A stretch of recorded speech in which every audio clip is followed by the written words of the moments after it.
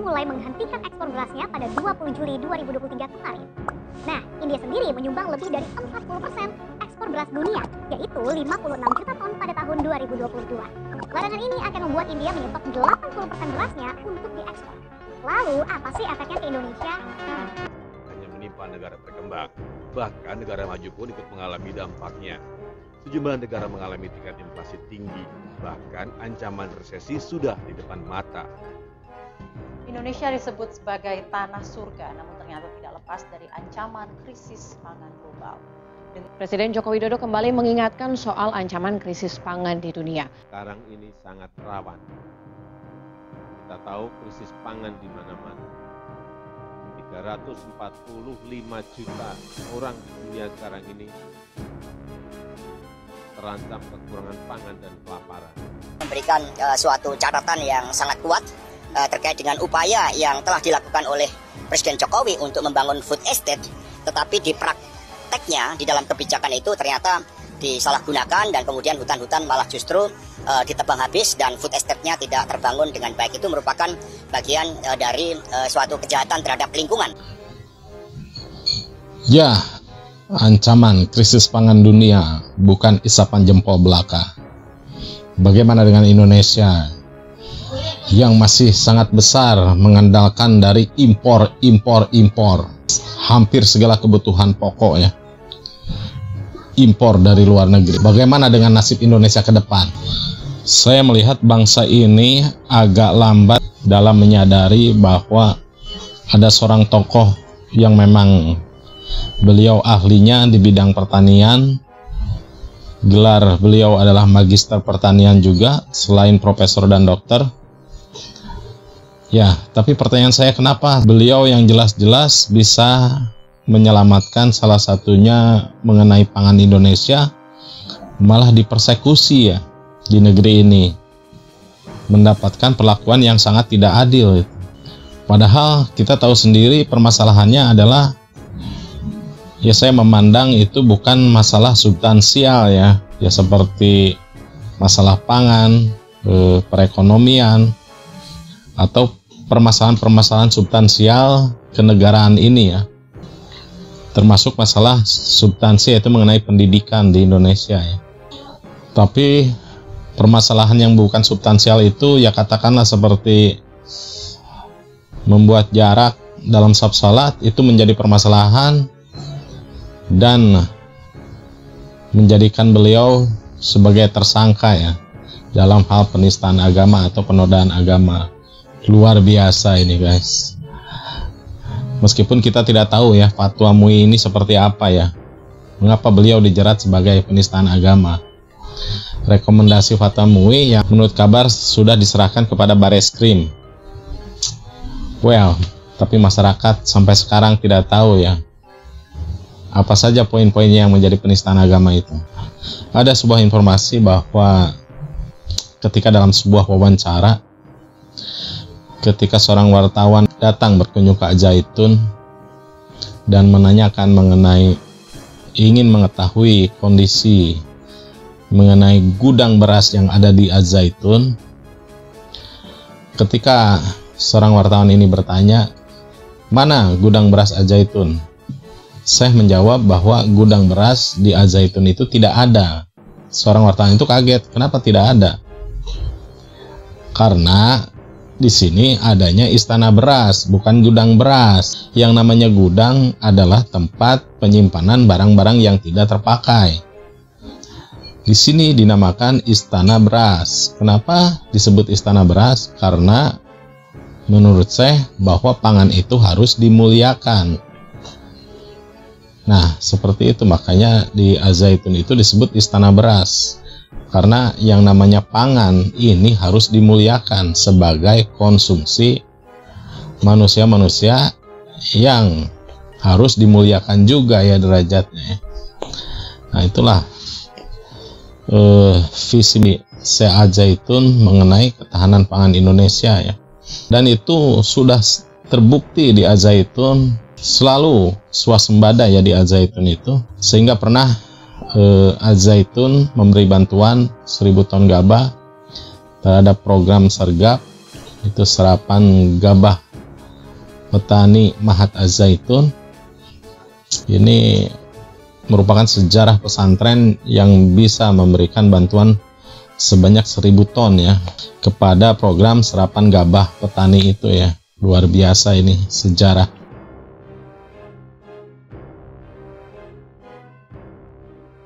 Sementara misinya sergap, tapi singkatan daripada serap gabah petani Az-Zaitun.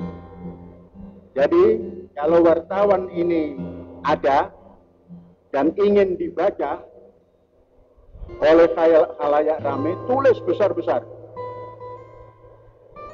Dandim bersama seorang kolonel dari Mabes ABRI sergap Az-Zaitun. Tulis itu, rame itu. Nah ini ada wartawan nggak? Bikin judul yang seperti itu.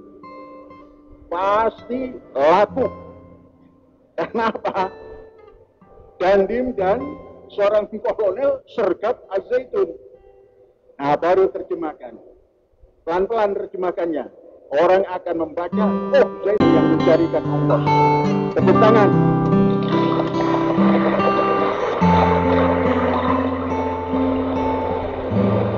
Seorang kolonel dan letnan kolonel ini penentu. Tidak mungkin sudah jadi kolonel kita. Pasti gitu. Dandim kita juga begitu. Jadi kita terima bersih 7.300. Berapa yang kita jual? Tidak banyak. Ukuran gabah 1.000 ton. Tidak banyak. Mengapa? Karena keperluan di Indramayu ini 150.000 ton. Kita hanya punya 1.000 ton nyumbang. Tapi menurut Pak Dandim dan Pak Kolonel dari Mabes ini sejarah. Baru kali ini sekali duduk dapat 1.000 ton. Nah, sejarah ya? Memang saya suka sejarah. Lebih baik mengukir sejarah daripada diukir oleh sejarah.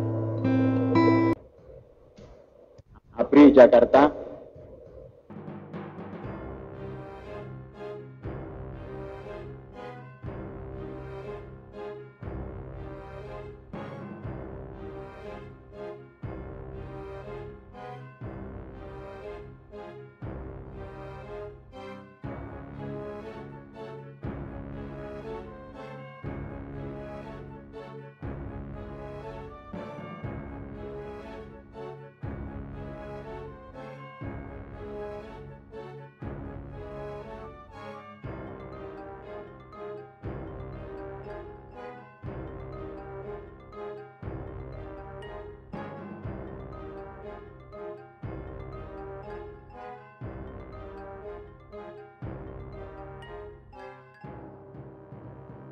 Jadi tidak ada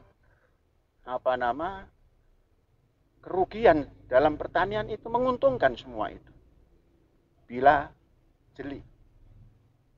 Ada orang mengatakan pertanian paling riskan, ada alam, ada ini, penyakit, itu semua. Semua hidup riskan, kecuali orang mati.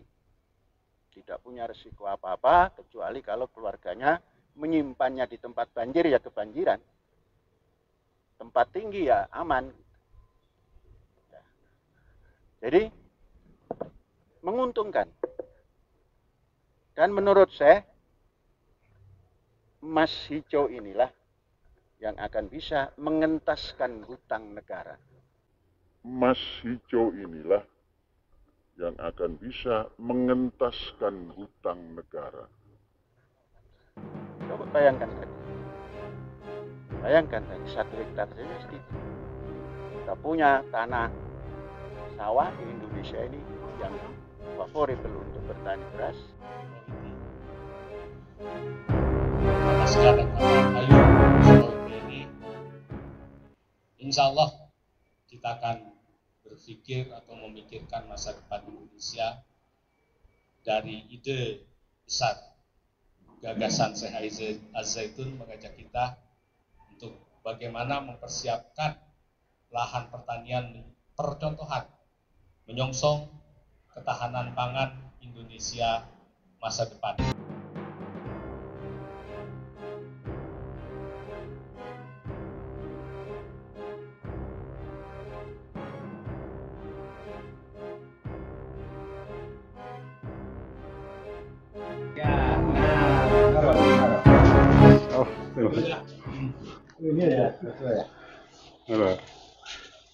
Ini di Matangtam gimana apanya caranya? Kita hanya permainan suhu aja, saya hanya menggunakan suhu dingin aja. Ya. Justru suhu dingin, bukan panas. Dingin, bukan panas. Tapi kita tidak ada karbit di sini, Pak. Tidak ada kita. Nggak pakai karbit. Nggak ada. Kita akan mulai ke pure organik. Karena mengingat pasar Indonesia ini kita harus panen. Kita panennya pilih mana yang udah usianya.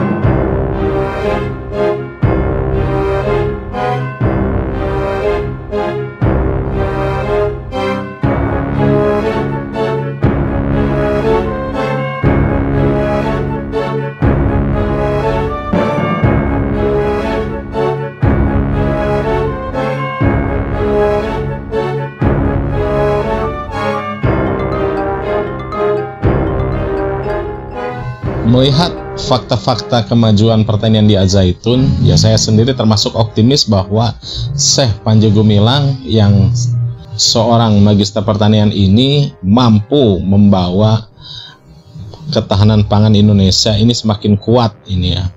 Itu di bidang pertanian ya. Di bidang green economy di Al-Zaitun ini.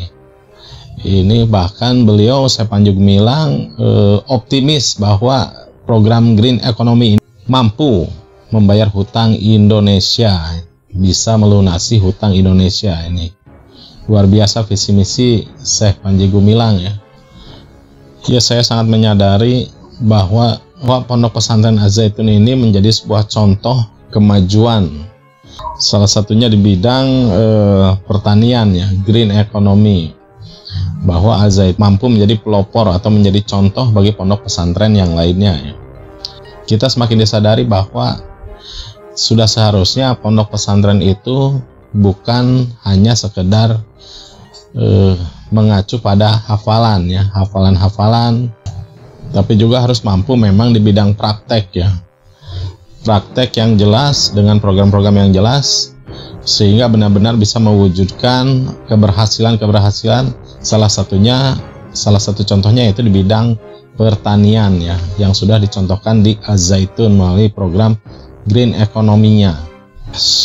Bukan saya saja yang mengharapkan bahwa sudah seharusnya Syekh A.S. Panji Gumilang ini tidak dipersekusi ya dengan hal-hal yang bukan substansial ya. Memang seharusnya memang sudah dibebaskan dengan kriminalisasinya, dengan dugaan-dugaannya, termasuk dugaan tindak pidana pencucian uang. Ini sungguh sebuah kriminalisasi ya kepada beliau.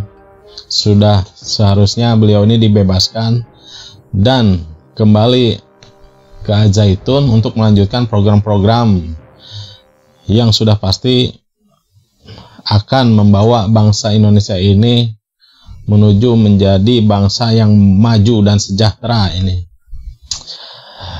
Ya, saya melihatnya seperti itu ya. Jadi masa depan nasib Indonesia ya. Ya, itu saja mungkin yang saya sampaikan kali ini. Mudah-mudahan proses hukum saya Panji Gumilang akan segera selesai, segera tuntas. Harapannya demikian.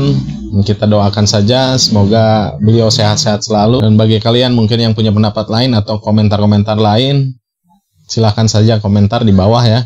Terima kasih yang selama ini sudah support channel ini, sudah subscribe, like, share, or comment. Terima kasih buat semuanya. Semoga kalian sehat selalu, sehat secara paripurna. Gus Aidi pamit. Assalamualaikum warahmatullahi wabarakatuh. Merdeka.